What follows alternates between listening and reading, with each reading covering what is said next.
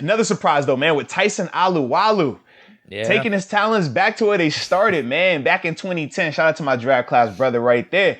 But back to Jacksonville on a 2 for 6. I was definitely surprised by this, more so because of the money element. I definitely thought that was something that we could have matched, could have definitely had spent that type.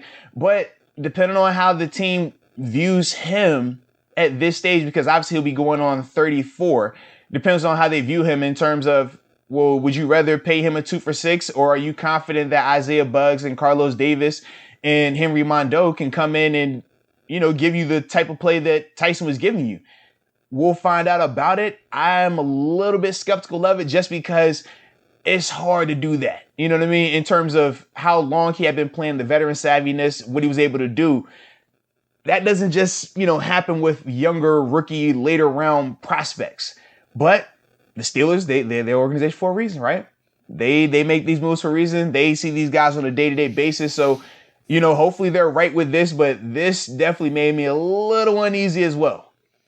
Yeah, what's interesting to me about all the moves and departures, maybe it's unique this year for whatever reason because it's more than usual, but Steelers do have a pretty decent track record with this. As much as we do kind of want to be concerned and maybe be a little bit critical of this, like, yo, what's going on, man? These guys were staples. They do have a pretty good track record of knowing when to let go of guys. I mean, there's always going to be outliers like Emmanuel Sanders. He did really good with Denver. At the same time, like, it's not like we had a big loss at our receiving core because obviously AB started to step up.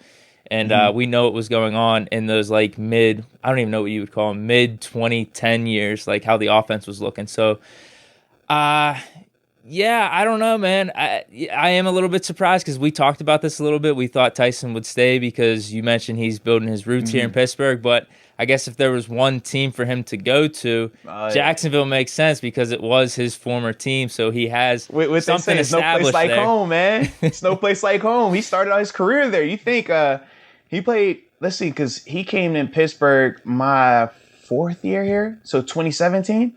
So he played, 7-8 years down there prior to coming here. So that's a long time. And then, you stay here in Pittsburgh for 2 years, or is it 2? No, 3 years now, right? So he stays for roughly 3 years.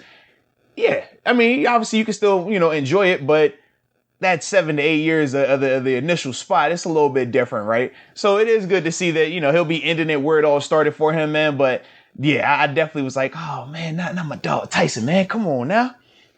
Yeah, at $3 million a year, we talked about that would probably be his range, $2 or $3 million. Yeah, absolutely. And we thought it was just going to be a done deal that he comes back. But then now that he's left, I don't know if it's hindsight or not, or we're just going to have to wait and see this season.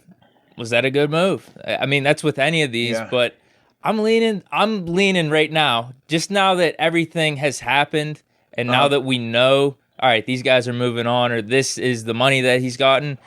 I'm leaning like, okay, I'm a little bit confident in the Steelers with some of these. Now, you know, we talked about the banner move. Was that one a little bit more based off upside? In terms of the people that have left, I think I'm leaning a little bit more that, okay, Steelers got a pretty decent track record with this. I'm not going to go completely crazy about it. I hope you're right.